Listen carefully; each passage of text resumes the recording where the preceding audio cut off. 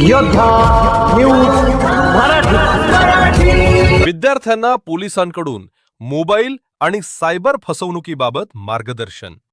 जुन्नर तालुक्यातील सद्गुरू सीताराम विद्यालय पिंपरी पेंढार येथे पोलिसांकडून विद्यार्थ्यांना महत्त्वपूर्ण मार्गदर्शन करण्यात आले। यावेळी विद्यार्थ्यांना मोबाईलचा अनावश्यक वापर टाळण्याचा सल्ला देण्यात आला। तसेच व्यसनांपासून दूर राहण्याचे आवाहनही करण्यात आले। सायबर फसवणुकीबाबतही विद्यार्थ्यांना विशेष सूचना देण्यात आल्या। कोणत्याही अनोळखी लिंकवर घाईघाईने क्लिक करू नका असा सल्ला पोलिसांनी दिला। संशयास्पद मेसेज किंवा कॉल आल्यास त्याला प्रतिसाद देण्यापूर्वी पालक किंवा शिक्षकांना माहिती द्या असंही विद्यार्थ्यांना सांगण्यात आले।